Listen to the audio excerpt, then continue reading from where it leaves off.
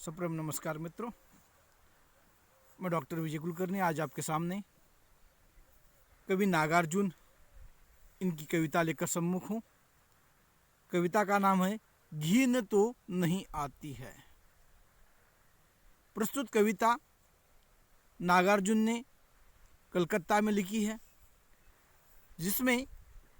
मजदूर के प्रति स्नेह ममता दिखाई देती है तथा मध्यम वर्गीयों को वह एक सवाल करते हैं और वो कहते हैं घिन तो नहीं आती। ऐसा क्यों कहते हैं? क्योंकि मजदूरों का जीवन धूप में वहाँ पर बीतता है, धुएं में बीतता है, मिट्टी के साथ उनका वास्ता होता है, उन्हें श्रम करना पड़ता है, मेहनत करनी पड़ती है और इसीलिए उनका रहन सहन उतना ठीक ठाक नहीं बन पाता और वह कहीं ठेला लगा देते हैं, कभी तंबाकू यानी सुरती खा लेते हैं। उनके मूँछों की थिरकन ठीक से नहीं रहती और इसी कारण से कई बार मध्यम वर्गीय लोगों को मजदूर के प्रति घृणा निर्माण होती है और इसीलिए कवि ऐसे मध्यम वर्गीय व्यक्ति पर तंज कस रहे हैं जिन्हें मजदूरों को देखकर घृणा आती है। वैसे नागार्जुन जी का जन्म दरभंगा जिले के तरौनी नामक गांव में हुआ था। इनका वास्तविक नाम वैद्यनाथ मिश्र है। जब उन्होंने बौद्ध धर्म की दीक्षा ले ली तब वह नागार्जुन हो गए। तो इन्होंने जो कविता के अंदर कलकत्ता में जो ट्राम पर सफ़र करते हुए मजदूर लोग हर सुबह काम के लिए, मजदूरों के लिए, मेहनत के लिए निकलता है, उन लोगों की एक अवस्था तथा चित्रण इस कविता के माध्यम से करते हुए बोलचाल के माध्यम से कविता पाठकों के सामने रखी है, जिसमें नागार्जुन जी का स्नेह वहाँ पर मजदूर के प्रति दिखाई देता है तथा मध्यम वर्गीयों पर वह कुछ सवाल दाग देता है। क्योंकि हमेशा ही समाज में मजदूरों के प्रति जो देखने का नज़रिया है, जो उन्हें घिन दृष्टि से देखा जाता है, हीन दृष्टि से देखा जाता है, उनके प्रति तिरस्कार कई मध्यम वर्गीय लोगों के चेहरे पर दिखाई देता है। उनके साथ बैठना उठना उन्हें अच्छा नहीं लगता, क्योंकि उन्हें लगता है यह हमारे शान के खिलाफ है। और इसीलिए वहाँ पर जो मजदूर अपनी रोटी रोजी कमाने के लिए हर दिन मेहनत करता है, सुबह काम पर चले जाते हैं, शाम को आ जाते हैं और तब वो जब सफ़र करते हुए उनके साथ कभी अगर मध्यम वर्गीय व्यक्ति बैठ जाता है तो वह उन मजदूरों को घृणा की तरफ दृष्टि से देख लेता है और इसीलिए वहाँ पर कवि नागार्जुन अपने कविता के माध्यम से उस मध्यम वर्गीय व्यक्ति को प्रश्न करता है, तुम्हें घिन तो नहीं आती? और इस तरह से हम देखते हैं वर्णन कविता का किस तरह से। देखो, कलकत्ता में 1961 में लिखी गई ये कविता है। वहाँ पर ट्राम यानी शहरी बस, जिसमें मजदूर लोग मेहनत करने के लिए चले जाते हैं और शाम को उसी ट्रेन में, उसी बस में आ जाते हैं। और उसका वर्णन करते हुए वो कहता है, पूरी स्पीड में है ट्राम, खाती है दचके पे दचका, सटता है बदन से बदन, पसीने से लथपथ, छूती है निगाहों को कतई दांतों की मोटी मुस्कान, बेतरतीब मूँछों की थिरकन, सच सच बतलाओ घिन तो नहीं आती है, जी तो नहीं कुड़ता है। और इस तरह से कवि नागार्जुन कहता है, यह मजदूर जो शहर में मेहनत करने के लिए जा रहे हैं और उनकी जो वह बस है वो पूरे गति में है, और जब रास्ते में वहाँ पर कोई खड्डा आ जाता है तब वहाँ पर वह दचके पे दचका लगता है और तब इस मजदूरों का शरीर बदन एक दूसरे से टकराता है और इसीलिए उनके जो पसीने से लथपथ शरीर है वह एक दूसरे से टकराता है और तब उनकी जो निगाहें होती है वो निगाहों में एक बड़प्पन होता है, खुशी हो जाती है और उनकी निगाहें एक दूसरे को वहाँ पर देखती है और उनका रहन सहन काम करने के लिए मजदूर है और इसलिए उनके जो दांत है सुर्ती खाने के कारण वहाँ पर उनका कलर बदला हुआ दिखाई देती है। उनकी होठों की मुस्कान बड़ी वहाँ पर खुशहाल है, वह अलग सी है, प्रसन्नता दे देती है। लेकिन उनके मूछें भी वहाँ पर बेढब है, बेतरतीब अलग सी उनकी रचना है और ऐसे मजदूरों को देखकर जिनके शरीर लथपथ हो गए पसीने से, उसे देखकर तुम्हें घृणा तो नहीं आती, घिन तो नहीं आती? ऐसा नागार्जुन वहाँ पर उस मजदूरों के साथ कोई व्यक्ति अगर उस डिब्बे में सफ़र कर रहा है और वह अगर मजदूरों को घृणित दृष्टि से देख लेता है तो उनसे वह सवाल कर लेता है। वो कहते हैं इन मजदूरों का रहन सहन देखकर, उनकी कतई दांत, उनकी मूछों की तो थिरकन, उनकी वह मुस्कान देखकर तुम्हें वहाँ पर घृणा तो नहीं आती? इनका यह ऐसा ही रहन सहन है क्योंकि मजदूरी करता है। और नागार्जुन ऐसे लोगों को कहता है कूली मजदूर है, बोझा ढोते हैं, खींचते हैं ठेला, धूल धुआं भाप से पड़ता है सबका, थके मांदे जहाँ तहाँ हो जाता है ढेर, सपने में भी सुनते हैं धरती की धड़कन, आकर ट्राम के अंदर पिछले डिब्बे में बैठ गए इधर उधर तुमसे सटकर, आपस में उनकी बतकही सच सच बतलाओ, नागवार तो नहीं लगती है, जी तो नहीं कुड़ता है, गिन तो नहीं आती है। नागार्जुन जी कहता है ये मजदूर है, ये कूली है और मैं अपनी मेहनत पर जीवन जीते हैं, बिताते हैं, श्रम करते हैं और इन्हें बोझा उठाना पड़ता है, ये ठेला खींचते हैं, मेहनत करते हैं और इनका वास्ता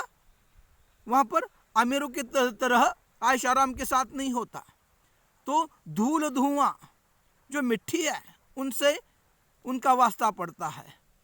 धूल धुआं बाप से पड़ता है सबका, थके मांदे, और वो इतनी मेहनत करने के कारण, क्योंकि मिट्टी के साथ इनका वास्ता होता है, धूल के साथ इनका वास्ता होता है, मेहनत करनी पड़ती है और इसलिए वह मेहनत करते हुए कहीं बार थक जाते हैं, थके मांदे जहाँ तहाँ हो जाता है ढेर और उन्हें किसी बात की चिंता नहीं होती, वो मेहनत के कारण थक जाता है और जहाँ पर सो जाता है वहाँ पर उन्हें बड़ी वहाँ पर अच्छी सी नींद आ जाती है। सपने में भी सुनते हैं धरती की धड़कन, और जब वह जिस धरती को अपनी माँ समझकर जहाँ पर सो जाता है वहीं पर उस धरती के साथ वह इस तरह से सो जाते हैं जैसे ही कोई छोटा सा बच्चा अपनी माँ की धड़कन सुनते हुए सो जाता है। और इसलिए वो कहता है जहाँ पर इतनी मेहनत करने के बाद जब वह जहाँ पर सोता है वहीं पर उन्हें नींद आ जाती है और इस धरती की जो धड़कन है मानो अपनी माँ की धड़कन है ये समझकर वहीं पर सो जाता है। ऐसे ये मजदूर है, सपने में भी सुनते हैं धरती की धड़कन, आकर ट्राम के अंदर पिछले डिब्बे में बढ़ गए इधर उधर तुमसे सटकर। लेकिन इतनी मेहनत करते हुए ये इस तरह से मेहनत करता है, धूल धाप से इनका वास्ता पड़ता है और यह अपने काम पर जाने के लिए वहाँ पर डिब्बे में आकर बैठे हैं पीछे। उनका शरीर लथपथ है पसीने से और लेकिन वो तुमसे सटकर बैठे हैं। तुम तो मध्यम वर्गीय हो, अमीर हो, तुम पर अपने आप पर गर्व है और इसलिए ये मजदूर जब इतनी मेहनत करने के बाद तुम्हारे पास आकर बैठे हैं तुम्हें उनके पास बैठकर घृणा तो नहीं आती, उनका तिरस्कार तो नहीं होता। और इस तरह से वो कहता है बैठ गए हैं तुमसे वो सटकर, तो तुम्हें उनकी जो स्थितियाँ है, उनका जो शरीर है पसीने से लथपथ है, उसे देखकर तुम्हें घृणा तो नहीं आती, बढ़ गए इधर उधर तुमसे सटकर आपस में उनकी बात कही, और वो आपस में इस तरह से एक खुशहाली के ढंग से बातें करता है।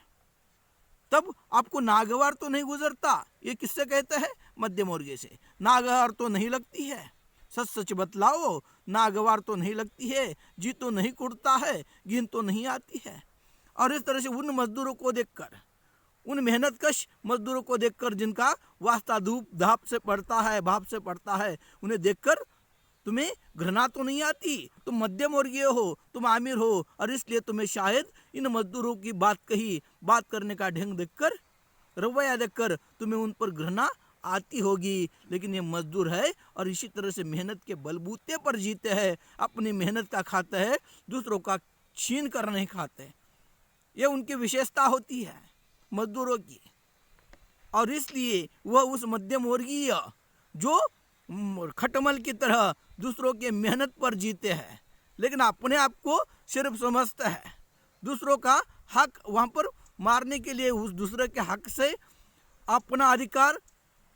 कहते हुए उसकी मेहनत छीन लेता है। ऐसे अपने आप को सफेद पोश कहने वाले उन मध्यम वर्गीयों पर नागार्जुन तंग कसते हैं और कहता है तुम्हें घृणा तो नहीं आती, ऐसे मजदूर जो दिन भर मेहनत करता है और आपके पास आकर बैठा है,